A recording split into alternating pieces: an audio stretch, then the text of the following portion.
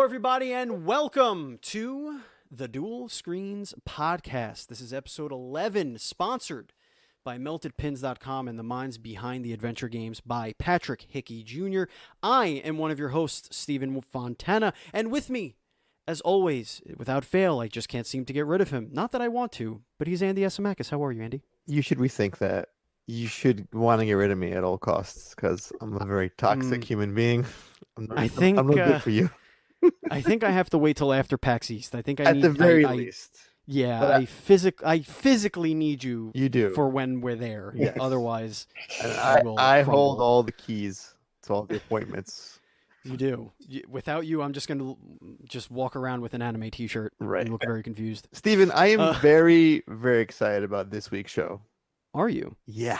So why don't you? Here's a change. Why don't you introduce our guests? You gonna throw curveballs at me right now? You introduce our guests.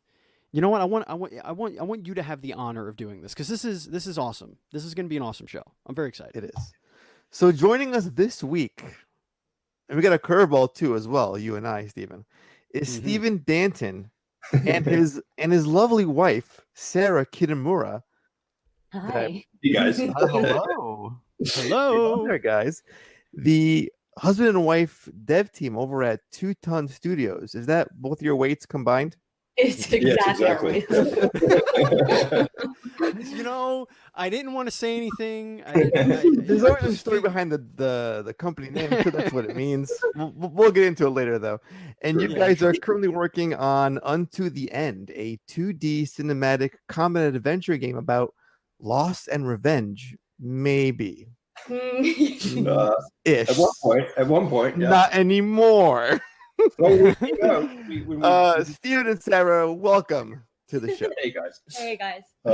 When we announced in 2017, we originally were going to have this idea of this creature that comes and kills your family, and then the father sets out on this quest of revenge. And if you see that original trailer from that E3, the announced trailer, it has scenes of like the father mourning at a pyre and then kind of going farther and farther into these foreign lands. But the more we thought about it, the more we realized, everyone does revenge stories. Like every video game is about some angry guy who goes off and has to kill a bunch of things in order to get revenge or, right some wrong.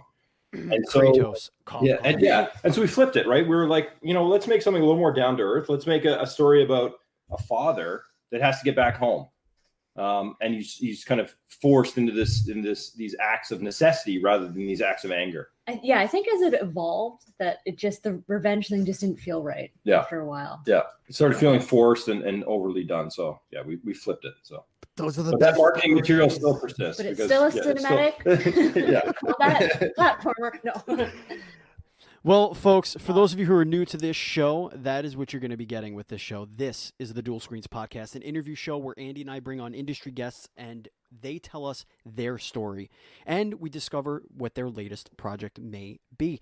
Everyone in the gaming industry, be it a programmer, an artist, a voice actor, whoever it is, they have a story to tell, and we want to be the place where they get to tell those stories. This show posts each and every Thursday for your listening pleasure on your podcast service of choice.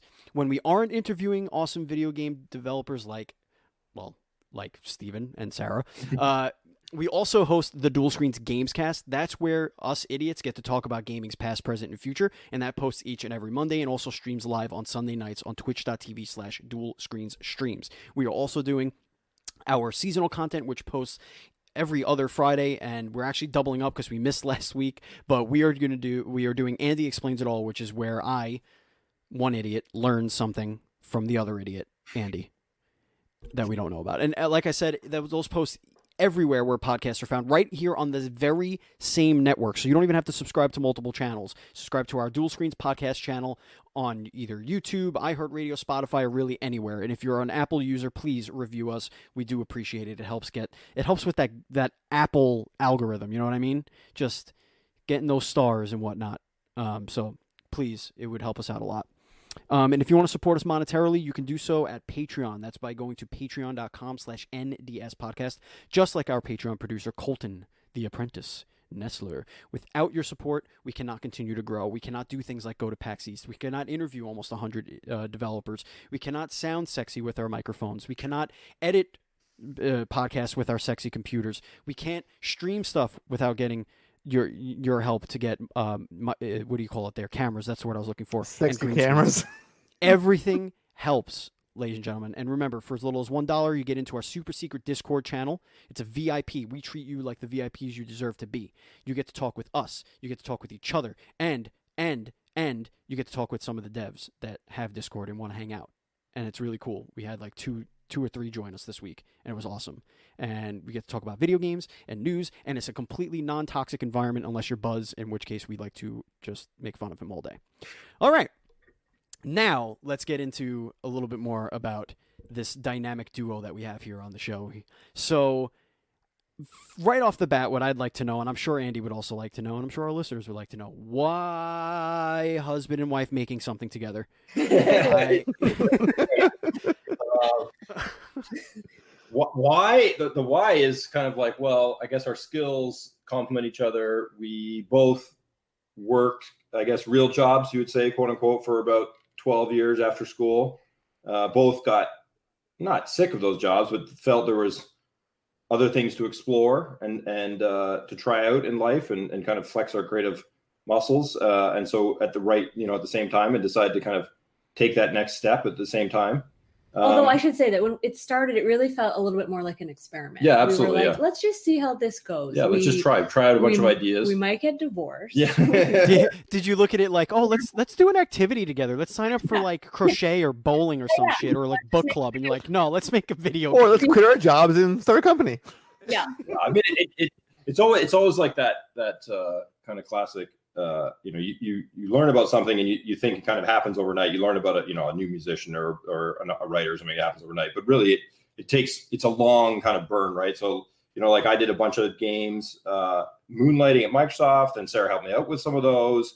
We did like a game jam. Then we did like a bunch of prototypes. We started traveling. And so it was really like a year or two of kind of like slowly getting into a point where we actually started working on, I guess you'd say, like a real game together. Right. At the beginning, we definitely thought we'd be able to finish something quicker. Oh yeah, we had high hopes. Like, oh yeah, we'll be done this year, guys. And our family was like, cool. And we'd be like, okay, next year. Definitely sure. Next year, yeah. And like several years later. Yes. Yeah. And we look at each other. We look at each other all the time. We're like, well, there's no way that can take 6 months. Like, there's no way this current thing we're going to do is going to take 3 months. Even though everyone else in the industry was like, oh no, it'll take 5 years. And we're like, no, maybe not. No, actually, that's about right.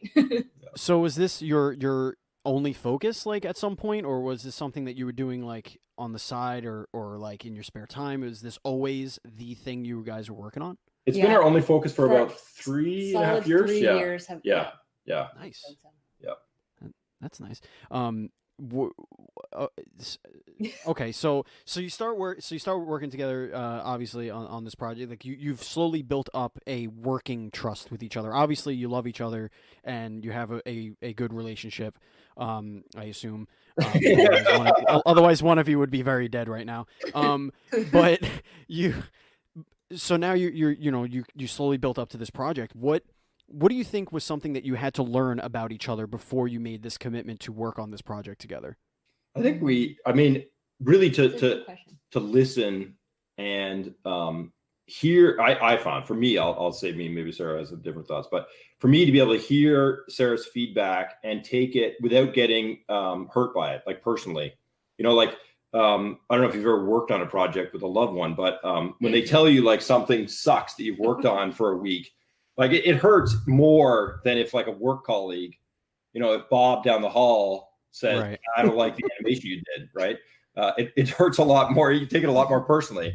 But on the other side, you can actually have very candid conversations with each other, right? Like, for sure, Sarah can talk to me in ways that we can get to the point pretty quickly. I think we definitely had to trust each other. Yeah, and learn each other's skills. Trust, even though we'd done a couple small games, right, that we can put together something, that we're both really happy with, art wise, the atmosphere. Right. we both were like, we'll see. Like if Sarah says something isn't good, or like, I don't know, like a lot of art comes down to like intuition, right? Like people call it like, you have a feel or something for it. So Sarah looks at something, she's like, I don't know, like something's wrong about it. It isn't like initially maybe we would try to have like an intellectual conversation about exactly what's wrong. But as we've grown, we know now, like, well, both of us don't like it. We need to take a step away from it and come back to it because there is something wrong about it, So you kind of learn to trust each other's gut feel rather than having to go like you would in kind of more of a formal work situation and kind of like tease it apart and have a meeting and break down the pros and cons and stuff. You kind of get to this like shorthand with each other. That takes time though, right? It's like getting over the emotional side of like, well, you're a couple. And then also getting to the point artistically where you kind of trust each other enough to ask for the feedback and really hear it, hear the feedback. So that's probably the biggest thing. Is Sarah ever like, I would change one thing, all of it? Or then just throw it back in your face?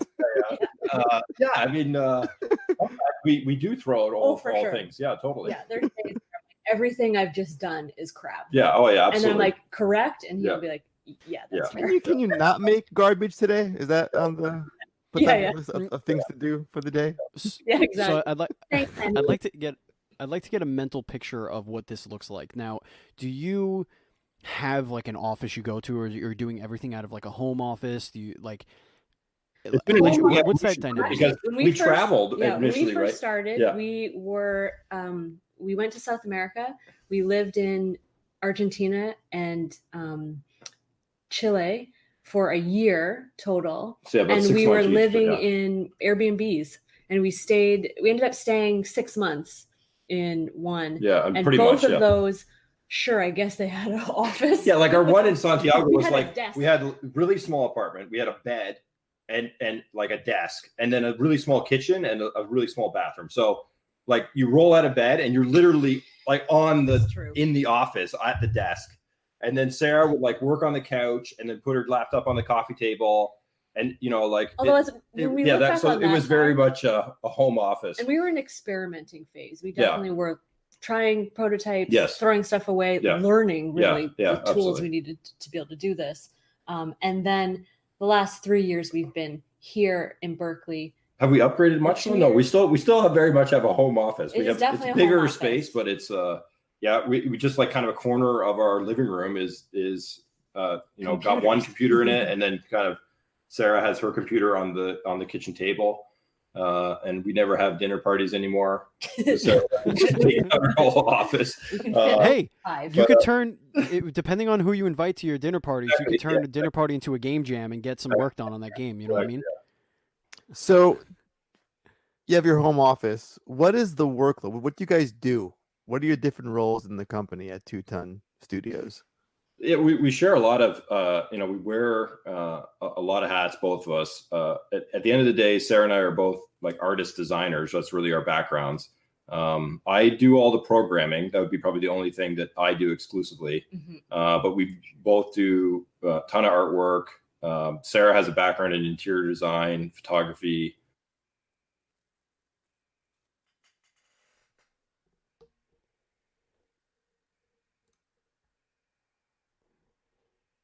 Hello?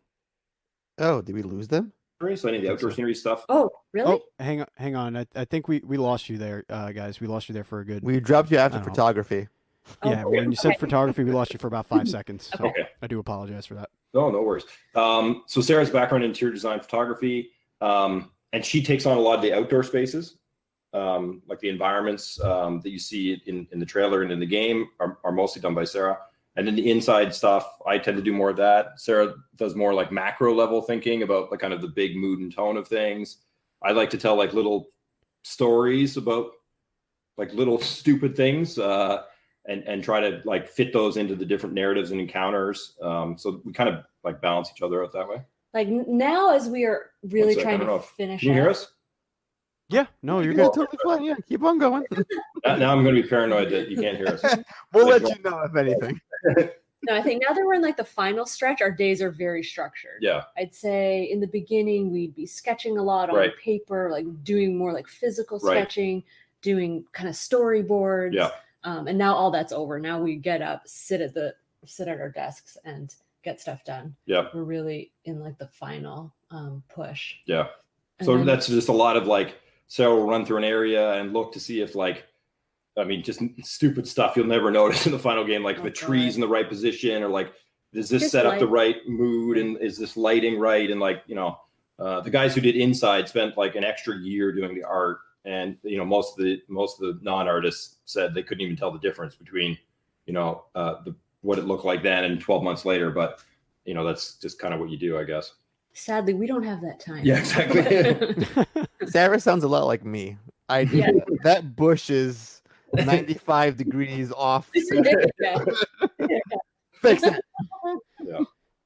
So when you are going through things, Sarah, like what do you do you have? Is it just intuition? Like you're looking at something, you go, something's not right here, and you kind of just focus in on it and figure it out, or is it something that like you specifically are looking at a specific thing every time, and then okay, that all checks out, go to the next thing, and like how do you set off to tackle those types of issues? Yeah, I think it depends. Like one of our issues is just the overall lighting and like fog that we have in the game, and that is actually more of an overall, like the whole thing needs to have the same feel. Each room has to have the same feel. We have the way we set up the game. There's 60 rooms of varying in terms size, of rooms, like rooms is like kind of like inside baseball kind of thing. So like just for the listeners and for you guys, like the game is one seamless world, like Inside or Limbo. Right. And rooms is just a unit we use to divide up scenes? Effectively the stream that you guys get. So Unity, we built the game Unity. They're called scenes. Sarah and I call them rooms. But to the player, they'll never notice them as rooms. They just like, it just looks like one world that the father's running through. So for some things, it really takes a pass going over the entire thing over, which I'm still doing. Yeah. And then, if it's about like the forest and what the trees look like, and they need just little different details. Setting up an encounter, like sometimes we might change where an encounter is. Like an encounter might be a fight or some kind of puzzle, and then you got to go through and make sure that like the scenery is framing that correctly. Like if you're in a sword fight and a piece of foreground gets in your way, that can be frustrating. But it also like is something we want to have in some cases, so that we force players into kind of a smaller box. And so we need to play with all that kind of stuff. You need to like run through it over and over and over again. So yeah. See, I get a sense that you're trying to craft a very visual and atmospheric adventure game, and it explains why there's no HUD. Yes, absolutely. Experience. Yeah. Yes. It makes total sense now. Yeah, absolutely. Yeah, very much an immersive. There's two things. Like my background is as an interaction and user interface designer. That's what I did at Microsoft. And there's interesting like studies that have been done on UI. So there's this concept called foci of attention. And so when you're looking at an information space, you tend to kind of get tunnel vision on a couple of key pieces of information. And so modern video games have this HUD concept where health bars are kind of tucked into these corners often. And that works really great if you're kind of playing a first-person shooter or something like that, where you're kind of taking it a little bit more of the information space. But in a side-on game where it's all about reading and reacting to your opponent's actions, it actually really divides your attention if you put like a health bar at the top and then ask the player to read whether an opponent is like striking high or low in the middle of the screen, say. And so there's that aspect of removing the HUD as well, so that it allows the player to focus on what's most important rather than dividing their attention. And this was really difficult for us. We spent many, many months, if not almost the first year, just working on combat. Yeah, absolutely. And the world looked terrible. Yeah, it was literally like a white flat ground and then a cornflower blue. Or at that background. point, we were like, "This looks pretty good." And now when we look at it, we're like, "What?" Yeah. But it was really hard to let that go because we thought, "Is it going to be readable enough?" Yeah, we worry. You worry. You want you as much as you wave around the "I'm an artist" flag. You still want people to like your game. And when you take away like a health bar or a health, a really proven model of telling someone whether they're going to, die or not, and how much damage they do, right, on the other side of it, you run the risk of people being frustrated or not understanding what's going on. So that took a lot of work to get to the system that we have of showing blood on all the characters, having different sound effects, using different postures, so on and so forth, to convey the state of the father as well as the state of the opponents he's facing. So how bloody can you get? There's 3 stages. So you're quite squishy, to use like kind of gamer speak. You're not as squishy as you would be in like Inside or Limbo, where you die in one hit. But the father will die to most opponents in 3 hits. And likewise, most opponents will die to the father or to the player in 3 hits. And then there's some larger creatures that are a little bit more durable and do more damage to you. So max you have bloody 3 stages, is blood down the chest. Yeah, so you have kind of a little bit of blood and heavier breathing, and then like more blood where it's really covered on you, and then you're kind of like when you jump and land, you kind of like drop, cough out, kind of drop out blood. Oh, this sounds incredible. You will bleed to death in the game. Like if you're on like 1 hit point, you'll progressively lose kind of like there's kind of this internal clock that we have where you kind of slowly bleed out. You fall to a knee once, then twice, and then on the 3rd time you'll die and bleed if to death. You haven't so collected a health. Yeah, you can basically patch yourself up with these. You can chew on this herb and kind of like stave off the bleeding effect, prolong your kind of chance. Or if you brew a tonic, you can drink that. But we're not super unforgiving, but we're fairly serious about, the consequences. And we want combat to be this high stakes kind of confrontation, kind of like a samurai duel, I guess you'd say, is kind of the best kind of, maybe just being in a sword fight of any kind is pretty high. Andy, do you feel like they're avoiding a specific term here? Yeah, when it comes to combat, do you feel it? There's a specific genre of games we can funnel this into. I don't want to go there. You don't want to go there, huh? So instead, I want to pivot and ask: the combat that you worked so hard on, does it feel as awesome as it looks? Because I've seen this game for years now, I've been following it around, and it's always looked amazing to me. The combat, especially. Oh, thanks. How does it feel to get your hands behind the father? We're terrible people to answer that because we're way too close. It feels great. I've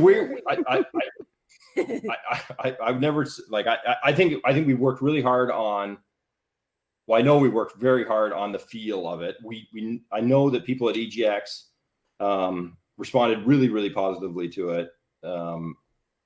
I think, and I could very much be wrong and eat these words. I think it feels better than it looks. Yeah, I would agree. Ooh. Yeah, I think it's very much a game you need to play. I think that's the quote for this episode. We hope at the end. We hope. Fingers crossed. Emoji. It's heavy. It's like Matt Castle from RPS Rock Paper Shotgun, who I really love Rock Paper Shotgun.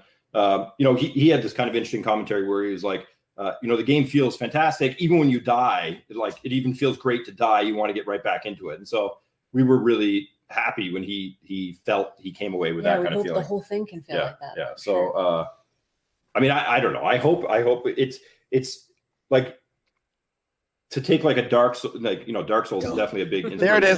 They said it. Ding, ding, ding, ding, ding, ding. Dark Souls. Well, Dark Souls. If you go like Dark Souls 1. Damn it. And if you go back and play that, which I do every once in a while just to refresh my memory, it's really deliberate, right? Like very heavy and extreme. And then you go and play like Bloodborne, and that's almost like Nintendo era like Ninja Gaiden speed, relatively, right? Under the End is it's more deliberate than like a Hollow Knight or definitely more deliberate than like a Dead Cells in terms of like the weight of the attacks and needing the consequence of attacking, but it's much less deliberate than the original Dark Souls or probably even a Bloodborne. Like you can cancel. There's more cancelability in attacks. the response time for your strikes is quicker than say like a Dark Souls. So we tried to strike that balance of, it's definitely not like a basher kind of brawler. Like you definitely have to not take your time. There is a thoughtful kind of read reactness to things, but we tried very hard to make it so you can be very offensive or you can play very defensively. We didn't want to make it like you only have to kind of like block and then counter. Right. It's like a dance. It's all very well choreographed. There's a nice balance to it as well. It almost. I think we lost you again. By the way. You can kind of go out. Yep. Yeah. There you go. Sorry. It almost feels like every fight is an even match. Like when you're looking at it in action, it's like, okay, this dude is desperate to get home, so he's pumped up full of adrenaline. He might be tired, but he's ready to go. This creature, man, bear, pig looking thing is ready to rip his head off. But like at the same time, it's not like you're underpowered and you're just this feeble dude trying to survive. Like how I feel in a Souls game. Like everything's out to kill you in a Souls game, and everything can kill you in one hit in a Souls game. But like, it seems like he's more up to the task. Almost like I almost got these vibes of Logan, in the movie Logan, where he's super powerful, super strong, but he's also kind of tired of this shit, and he's maybe can't heal as fast as he used to, and he's a little step behind. But at the same time, he's gonna go head to head with these dudes, and he's gonna give it his all. That's kind of the vibes I got with it. Yeah, that's interesting. That. That's we should definitely use that. I love that movie. We thought of him as like, he's not a professional knight. He's not like a super warrior. He's not like a Kratos or anything like that. But yeah, he grew up in a time where most people, men or women, had to know how to fight and protect themselves, and he's definitely capable of doing that. But the creatures he faces are also capable of defending each other and understand combat and understand kind of the ways of war. And so the idea was that kind of like Punch-Out. I don't know if you guys are all like old NES Punch-Out fans. Fan. Come on now. We're pushing 40 here, so we're all in the same club. The great thing I thought about Punch-Out and Little Mac was that he's kind of smaller than these guys, but he has all these skills right from the start that he can use to overcome and really make, kind of when you get really good at the game, kind of make a fool of guys. Like you fight Don Flamenco the first time and he's kind of hard, and then you learn kind of some tricks on him and he's really easy. And so that was kind of the idea, that every encounter would be its own challenge, not necessarily based on difficulty, but more on novelty, and that the player is really at the helm of being in control of mastering and feeling special and powerful, and definitely can do that if they put in the time and kind of learn the systems and stuff. So you'll have all of your skills at the onset. You won't learn any new abilities or techniques. You have your combos and your moves, and you just have to use them to the best of your ability throughout the entire game, essentially. That's right. Yeah, very much like a Punch-Out model. There's a lot of moves. Yeah, there are a couple. You can. There are a lot of moves. So like if you look at what Little Mac could do, say in the boxer. If you look at Little Mac's moveset, like I don't know if you played the Wii version of Punch-Out. I think they added a couple. Yes. You like block high, block low. You can duck. You can dodge left. You can dodge right. So we have. You can roll, you can duck, you can block high and low, you can fake, you have range weapons, you have jump attacks, you can like use walls and jump off them. It's pretty rich in terms of the moveset. And then equally, like the opponents have a very rich moveset.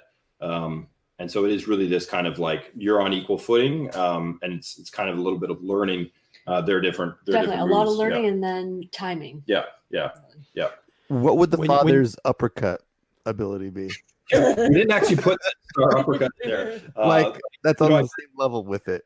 Yeah, I guess the closest thing is So you have like different. There are certain enemies are kind of vulnerable to certain patterns of attacks based on kind of how they attack, and so if you kind of do the right combo things, you can like decap a guy or take his leg off or something. Oh yes. So I was going to ask, because I see some heads getting lopped off. I was wondering if that was like just a death animation, or is that something that you can control that you do as a player. It's controlled in the sense of like that particular guy, he attacks high. He has like these high kind of chopping attacks. And so in that clip, if you're looking at the trailer, I actually do a low fake. So he bites low, and then I counter with a high attack. And that is kind of the unlock for him, that I take his head off. So guys will have things like that you can do, like kind of finishing-esque moves on them. But it's about kind of like, some guys might be like, you have to duck 3 of their attacks and then like and then attack them or something, depending on their patterns. Yeah, that's incredible. I just gotta calm down for a second, because what has it been like to have? I assume you've had people play this in front of you, and stuff like that. Like, what kind of reaction and feedback do you usually get? Like, what's the kind of thing that surprises you to hear people say when they get their hands on it? Well, I think we were initially super nervous about people playing it, because when you present people the 2D side scroller about a guy with a sword, there's like 20 years or so of history of what that means, right? It's like hit the buttons really quickly, lots of enemies. Like, it's kind of like using kind of the Mario philosophy of like all sorts of stuff is coming at you, or like the old school NES games, and you're kind of quickly like playing King of the Mountain, like knocking them all down. And so we like slowed that way down and said, no, it's going to be more like inside, but instead of environmental puzzles, you're going to be using a sword to kind of overcome these guys that are like inspired by Punch-Out. So even now when I say that out loud, I'm like, that's ludicrous, right? So when I see people play it and they get it, I know, I'm like, it's crazy. It's incredibly satisfying. Normally what people say is, man, this feels a lot like For Honor, but done in 2D. And I actually like it better because I can read it better. That is high praise. Yeah, it's like it's kind of hard to say that, because to me, For Honor, like its combat system is just an absolute masterpiece. Like, I think it is like the animation in that is like, I mean, it's pretty incredible. I think it breaks down a little bit For Honor in the multiplayer, because when you have too many guys on you and stuff like that, I think it's hard to do that kind of system well. But one-on-one, I think it's fantastic. So when we heard people saying that kind of stuff, that was just like amazing. So most people come away with that, that feeling of like. And there are some encounters in the game that you don't necessarily have to fight your way through. You can absolutely fight every single opponent, but there's some that if you're the more observant player, will see, oh, maybe I can stop and do something else. And for the few people who actually saw that at EGX, that was great amazing for us to watch, because we were like, oh, that guy's because it's not obvious. Yeah, there's and one. And we definitely were like, is anyone going to get it? Yeah, like you worry about these kind of, like there's one encounter in EGX at the end of near the end of the demo where you can attack the guy, you can walk right by him if you do something, and you can befriend him. And internally, like Sarah and I and our sound guy, Francesco, we're like, okay, maybe like 1 or 2 people in all of EGX will like actually get it, and we were pleasantly surprised. Like I would say like maybe 1 out of every like 10 people, maybe higher than that, 2 out of every 10 people like got it to the point where they actually befriended the guy. But it was also fun to see the guys that would just go at it over and over and over again. Yeah. So because there's no right way. There's no exactly. wrong way. It's just, there's different ways. And that's a big thing for us too. We want to give the player a lot of agency to kind of build the adventure that makes sense for them. Like if they want to go through and fight everything, that's fine. If they want to try and be a little more peaceful, they can do that at key moments. We want to stress, like, you can't do that with every single opponent. There are definitely many fights you have to fight. We try to throw you into situations where both sides don't kind of know what to do but fight. And we think that's kind of part of life, and that sometimes you do get stuck into situations that you kind of have to resort to conflict. So but yeah, I think getting the feedback like the For Honor stuff, people say, I mean, people were very positive at EGX. They were very much like, wow, maybe I didn't just think because we were there. Yeah, it's possible they were just being nice to us. But wow, I didn't think you could do this with a 2D game, or this is the best 2D combat I've ever played. And you hear a lot of that, and that really like definitely was very, very nice to hear. So yeah, so you guys have been working on this game for a long time. I've been following it for quite a bit of time myself, and I was doing some Google research, and I saw an article that said that this game was due out in 2018. So why That's entirely our publisher's fault. So we had high hopes to get done around 2018. We're like, crazy. We'll put on the title card, the end card and slate, whatever we call them. We will say, well, it's coming soon, right? Like when it's done, or whatever most indies do. Yeah. But our publisher really wanted us to put 2018, so we said, okay, I guess we'll try.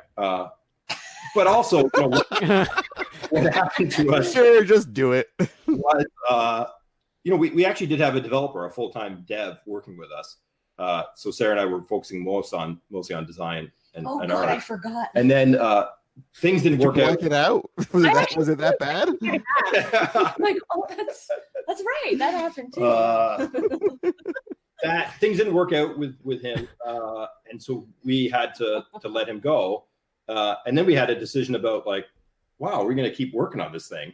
Yes, this has happened a couple times. Because it is like it's a huge undertaking for me to go and write all the code and, continue to work on animation to help Sarah with the art. And so that was a big decision, but we decided to do it. And that put us back like. That was a whole extra year. That was probably an extra year for sure. 2018. So we're only 6 months behind schedule. Oh, yeah. There you go. So I want to ask you guys, I can imagine if you've been married for a bit of time, I imagine, before this thing ever happened, correct? Yeah, more than 10 years. Yeah, we've known each other for about 20 years, married for like, I can't remember. Right. 20 years, yeah. So I can imagine a scenario where you have like one spouse saying, I'm going to pursue my dream, and then the other's like, okay, well, I'll stay at my job and I'll support us while you pursue your crazy idea. Yep. We'll be good. But how do you go to both of your family and say, hey, we're both quitting our jobs and we're going to do this game dev thing that may or may not pan out? How do they react to that announcement? I guess we're lucky. They're pretty supportive, actually. I know. I think maybe because we've always been a somewhat independent and like. I think our parents are also all kind of artistic too, like none of them are professional artists, but no, but people definitely are like, "What are you guys doing? That's crazy." Definitely more of her friends were like, "You're going to leave, your job at Microsoft? Well, that's insane." I think because we kind of tested the waters, like we did it a little bit, like we didn't fully quit. We were like, "Oh well, we're going to test this for like 6-8 months and then come back," and then after that time, then it was really like the end of the beginning of 2016 that we were like, I think we're really going to. That's true. Really I took a sabbatical, and Sarah kind of like put her interior design business, or sorry, you were doing textile stuff, right? Yeah, textile stuff on pause, and we traveled a bit, lived cheap, like lived with friends in Europe, and kind of like started trying out game ideas, and I guess kind of got into it. Like we're like, yeah, this is something we can do while we're traveling. As long as we have a laptop, we can make it happen. And then I went back to Microsoft for a bit, for like 3 months, and I was just like, there's no way I can keep working here. And I think that feel that we got when we were traveling for many months at a time, we were like, let's just do that more. That freedom, not to diss Microsoft. Like I love my time at Microsoft. I did like a dream job. I love the people I work with. I think Microsoft's a fantastic company. But as any big company, right, you only have so much control. And so being able to do something on your own, it's just something we needed to do. It was the right time. It definitely felt like the right time. It felt like we don't have kids. Yeah. If we're going to do it, we're going to do it now. Yeah. When else are we going to do it? It's like we'd kind of played it safe. I mean, I would say in a way, like kind of did things and bought a condo, and then we looked around and we're like, huh. Like, it was kind of like, we want to do this for 20 more years, or we want to try this other thing we've always talked about. Fine. Absolutely fine. 100% fine. Sometimes we it'd be way better to do that. Like, let's go back to that. We'll do that because it's smart. Yeah, exactly. Yeah. So you mentioned several times Microsoft. I just want to get this out there. You guys are debuting on Game Pass as of day one release on that platform. Yes. What is that? How does that deal work? I'm not sure what the approach is like, what the terms are. And I want to understand, whatever you could tell more. Yeah. Yeah, I you could tell us about it. But not dollars and cents, obviously. But I can't tell. I have no idea. Neither Sarah nor I really know what we can and cannot tell you.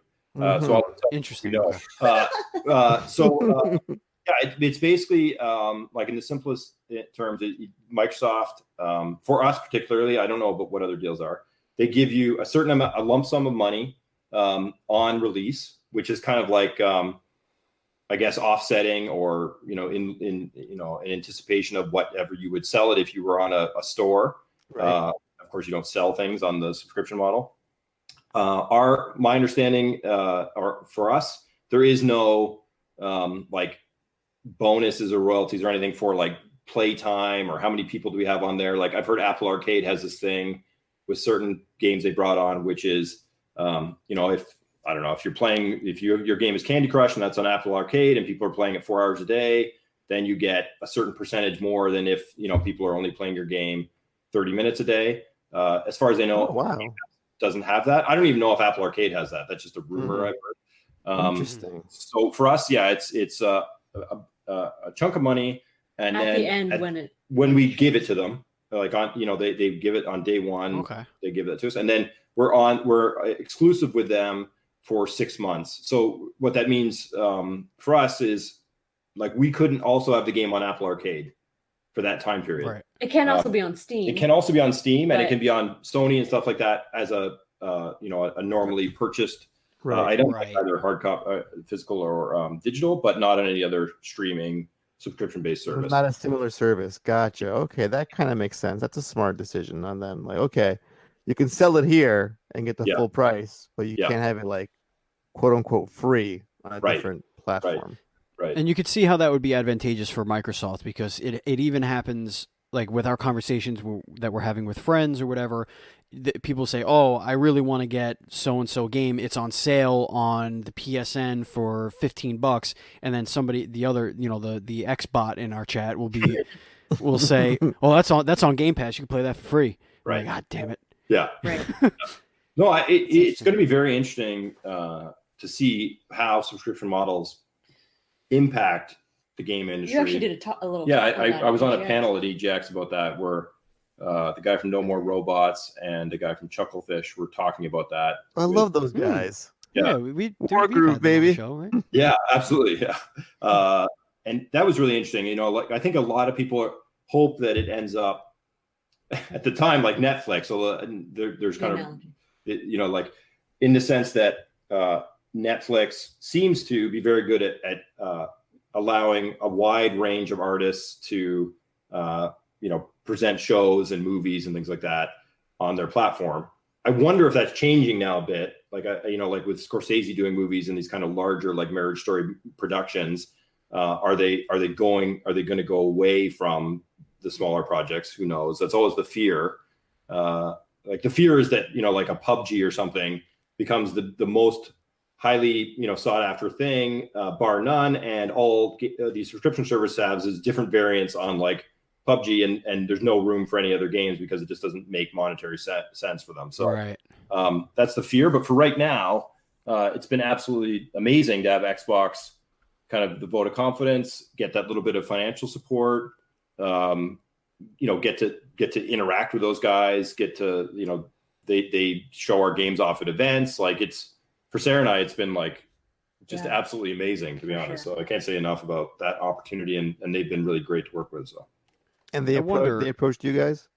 Yeah, we were at Gamescom at 2018. Yeah, like a closed, kind of like a private press only thing called Indie Garden, and we had a bunch of meetings with all sorts of press, and one of those ended up being with Xbox, and they really liked what they saw, and then kind of, we had, I guess, did the negotiation stuff, and yeah.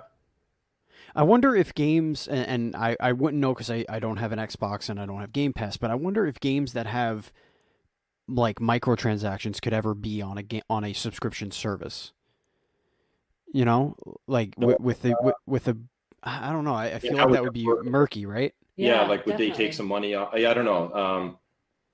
Seeing as microtransactions are so prevalent nowadays, I would imagine they would have to accommodate that. But that's a good question. I don't know.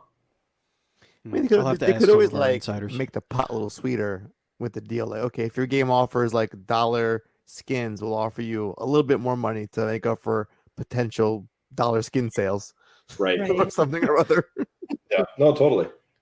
Now, will your game have $1 skins? I'm just curious. Definitely not. Definitely. No $1 skins. Got it. Let me write that down.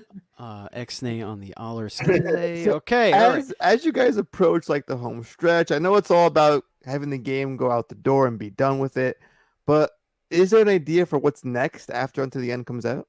Oh, we have so like many books full of ideas. I love it. It's a matter of just like I think the big thing is well, it really depends on how Unto the End does, to be honest.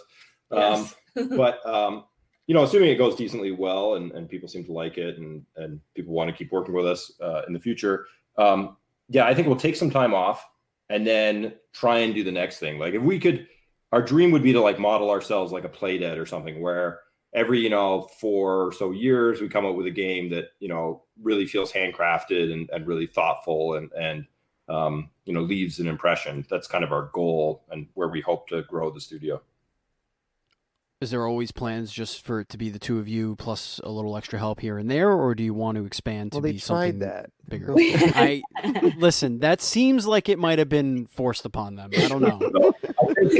I think if we got to 6 people, that would be great. We definitely we work a lot, and a big part of our team is our sound designer, Francesco, and then our composer Johnny. So those guys are really important to us. Francesco lifts a lot of stuff.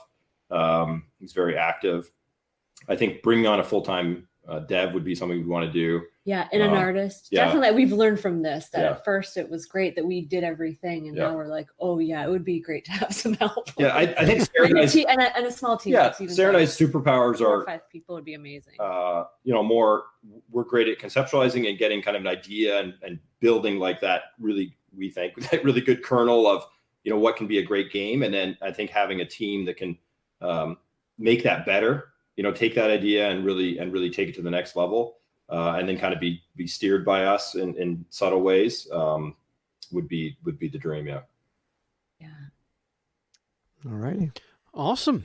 All right. So I think we should gear up for our rapid fire section. But before we do that, indeed, before we do that, let's tell you very quickly about our sponsors. First, it is meltedpins.com. What is meltedpins.com? Well, I'm so glad you asked. Friend of the show and very talented artist Kelsey Lynn has a website called meltedpins.com, and what she does is she creates original tattoo art inspired pieces of art and all that fun stuff. She does enamel pins, buttons, canvas bags, t-shirts, and all sorts of fun stuff.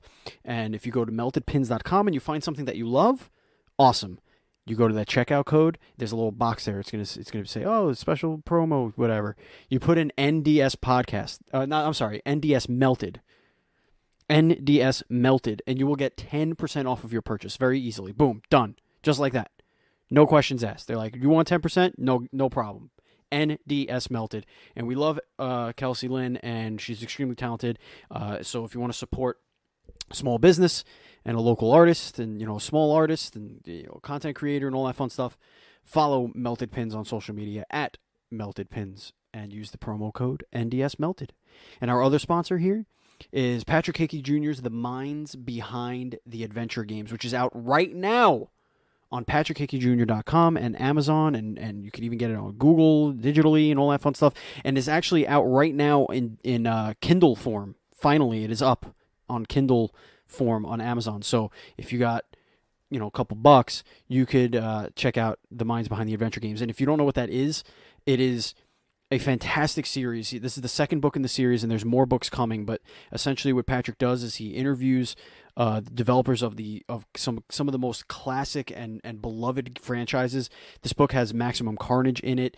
I believe this one has Pitfall, and it's just he's interviewed Gary Kitchen, just incredible interviews, and he tells the story of how those games came to be and what they meant to culture, not just gaming culture, but pop culture in general. And they're fantastic stories. So go to patrickhickeyjr.com. You could purchase the books right there. He personalizes every order. He literally packs them in his living room.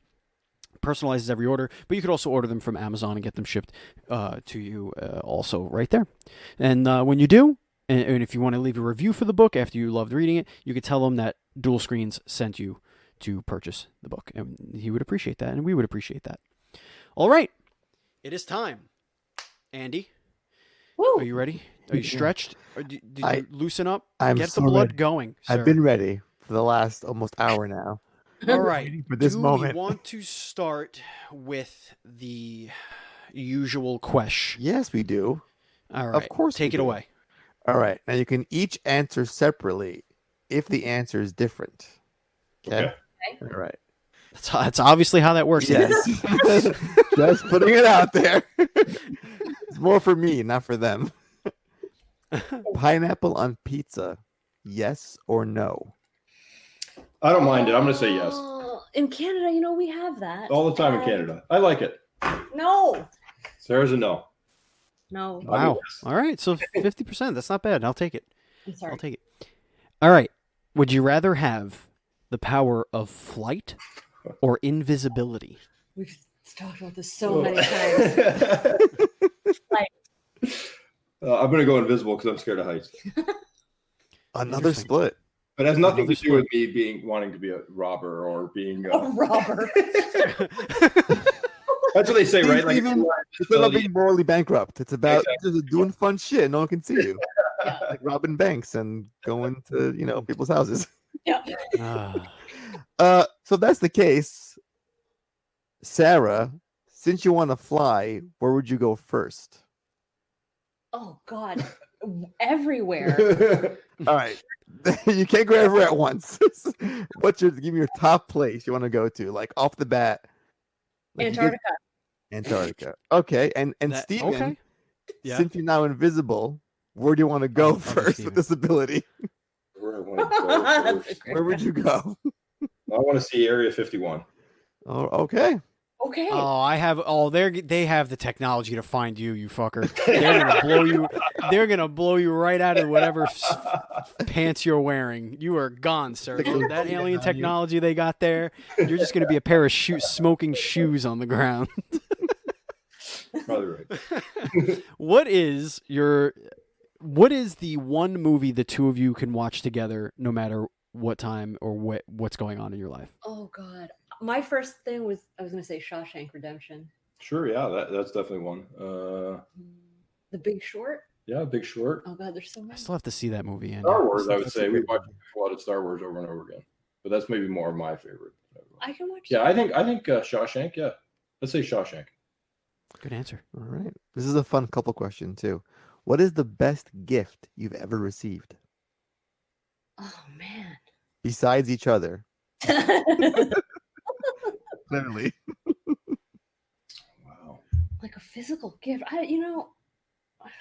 We don't do physical gifts really that much. Okay. Silent. How about just silence? Each other silence. Each other silence. The quiet time. If you wanted for us to know you better, what song would you play for us? Oh God. Oh my! I don't know the name of any songs. Like, yes, I'm terrible. Sing it, baby. Tell people that I hate music because and then they're like, "What? You hate music?" And I'm like, "No, I don't hate music, but I don't know musical things." And it gets into a long conversation about my relationship with music, which you guys don't need to know right now. We're not licensed therapists. Let's not go down that road. Yeah, that's a whole other show. It's so hard to cut. But the thing that popped into my head was Bob Marley, "Stir It Up." Oh, that's good. That's a good choice. That's a good one. You Toto Africa. Toto Africa. Yeah. Oh, that's even better choice. Yeah. That's your song. Yeah. What would you do if a wild goose started chasing you? Ew. I would just run. Do I have anything? Can I feed it with something? I'll probably give it some bread or something. You would try to befriend it? Yeah, I'd probably befriend it. I would run. I would probably instantly also go for running, but I feel like the adventurous one in me would want to just punch it right in the nose, just get away from me and just go right to the beak. But I don't know. That's probably not true. What is the best cheese? Oh cheese. Man, this is hard. This is a hard one for Sarah because Sarah loves cheese. Okay, we recently were after EGX. We went to Wales, and someone from the show told me to try this Welsh cheddar. Remember the name of it? This old. It was Snowdonia. It was so good. It was like this extra mature or old, however you say it, old crumbly cheddar. It was great. Best one ever, yeah. I mean, it's so hard to pick. I like brie cheese. I'm not into cheese that much, but I'm going to go with brie. Brie with chocolate is excellent. If anyone brie and baguette with some chocolate and brie is really good. Highly recommended. Okay, I think I already have this answer from Sarah, but I'll ask it anyway.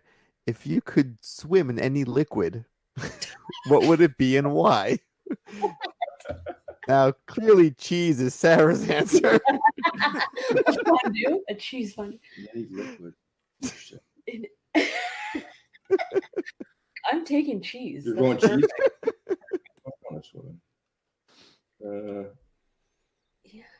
I've never actually swam in one of those like super salty lakes, so I'm going to just be lame. The ones that make you float a little? Yeah. Those are intense. Yeah. In a good way. That's not terribly creative, but that's what I'm going with. I like it. When you close I want you to, on the count of 3, I want you to close your eyes. And when you do, tell me what you see. 1, 2, 3. Your little avatar pictures. Yeah, Obi-Wan Kenobi. That's what I see. I see what I've been staring at on the screen. He's staring right there in front of me. Obi-Wan Kenobi on my desk. He's head is slightly tilted up, telling me to work harder. That's true. Is this like Sarah's voice when you hear it in your head? Yeah, if you're avatar. If you could add one person to Mount Rushmore, who would it be and why? Oh my. As Canadians, this is a great question. Right. He was the Canadian Prime Minister when we were kids. John Chrétien. He doesn't even mean anything to you guys. No. God, that would piss off so many people here. Wayne Gretzky. That is a good choice. Also a good choice. He finished his career with my New York Rangers, so I would accept this. Nice. Wayne Gretzky's too good. Can I just second that? Like, that would be so great. I can't. Which do you prefer? Pop out of a can or a bottle? A bottle. Bottle for sure. A bottle. Were you impressed that I called it pop? Yes. Thank you. My wife is from Michigan, so nice. I made sure to take that with me. Andy? When, not if, but when you purchase your first yacht, which you will, from all your awesome game sales, what would you call it? Oh my God. Prepare now, because the day will come when you're buying that yacht. That's a great question.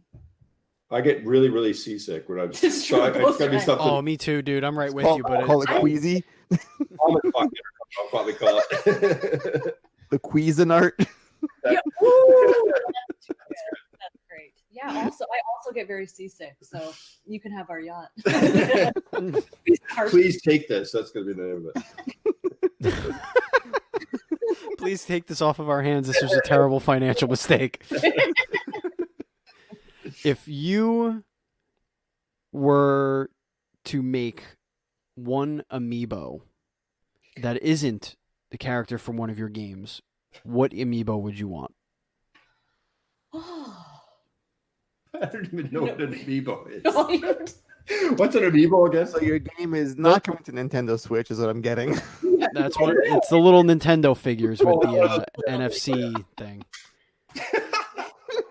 Your brother made one for every person. Oh yeah, that was awesome. That one time. Okay. I don't know. Just anyone? I've not thought about this at all. You should barely say Wayne know Gretzky.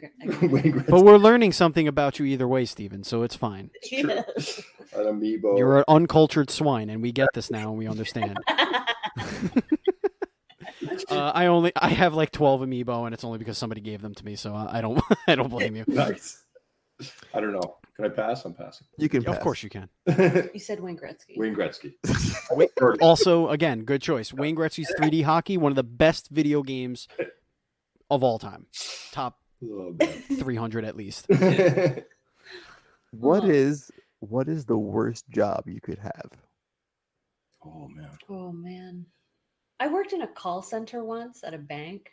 That was not great. My brother once worked at a chicken factory where he had to. His job was to empty the blood and guts out of the when they break the chickens down. And that's all he would do. He'd have to empty this bucket, and every once in a while they would accidentally get like a piece of chicken meat that you could sell in there, and he had to put his arm in and like reach it out.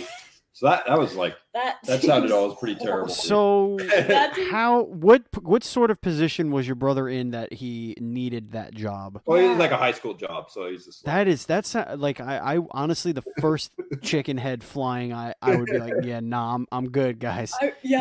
How long did you do that for? Like $6. Summer, yeah. Crazy. Yeah, I wouldn't want. That's a Napoleon Dynamite situation, right there.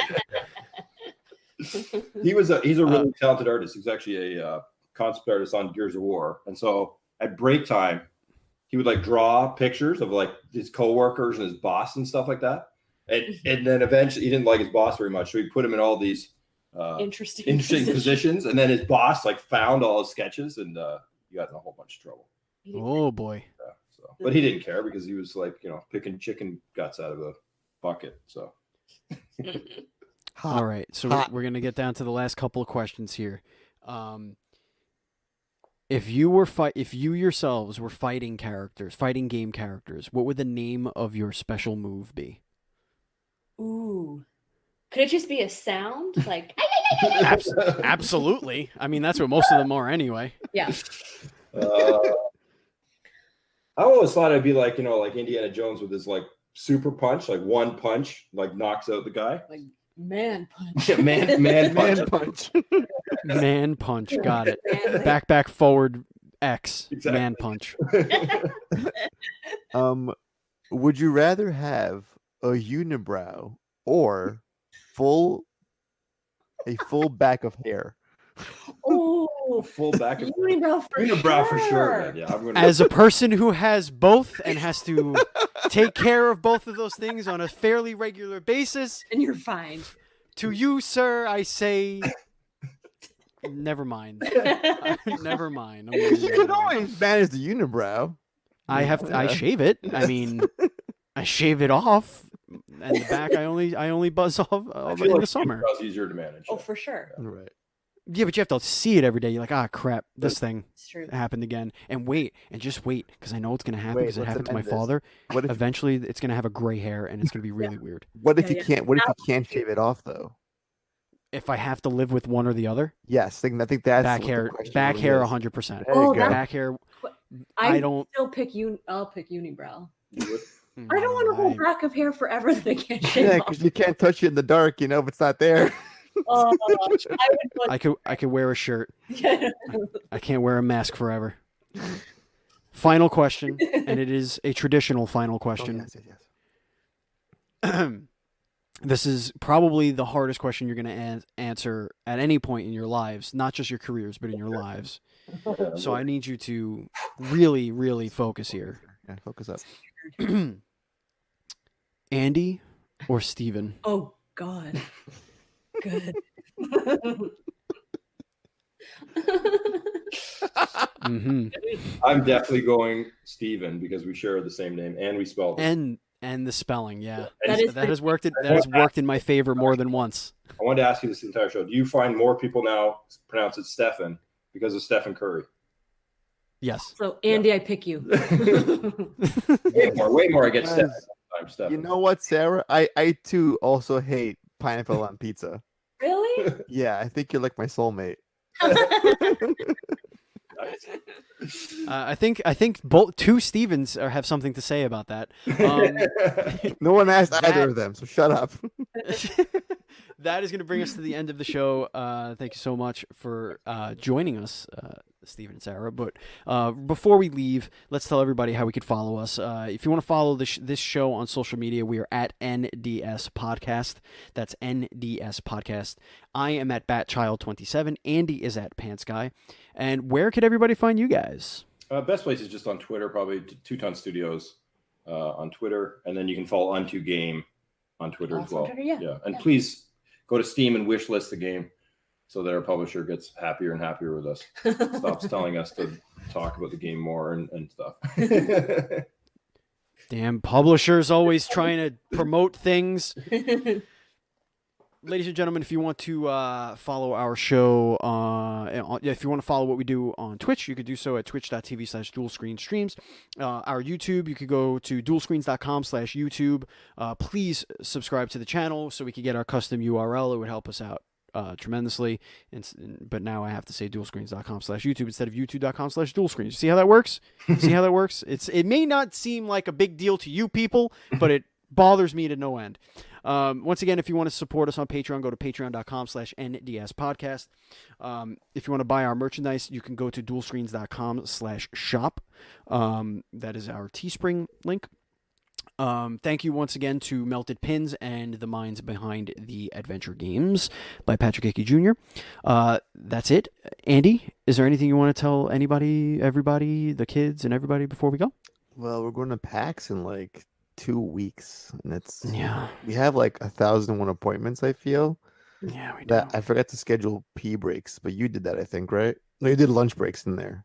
I did put a lunch break. You put one lunch break in 4 days. We'll be fine. We'll be fine.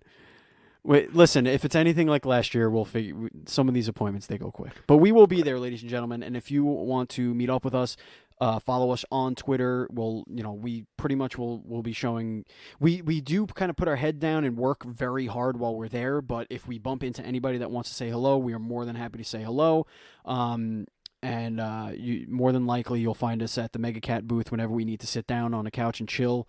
We love James Deegan over there. We're good friends with them, so maybe we'll stop by over there and tweet, and you can come and hang out with us. But we will be doing a lot of work there. A friend of the show, Matt Murray, who lives in Boston, is going to be helping us out while we're there. So stop by, stop us, say hello, take a picture if you'd like. We could hang out, exchange all sorts of things like emails and STDs, whatever. All right. That's how we end the show. That's how we do it. That's how we got to the end. Thank you so much, Andy, as always, for joining me. And thank you very much for joining us, Stephen and Sarah. It was an absolute pleasure hanging out with you. Thanks a lot, guys. A lot of fun. Absolutely. And good luck with everything. And we look forward to hearing all about your success. Thanks, guys. Cheers. Until next time, take care. And as always, please be excellent to each other.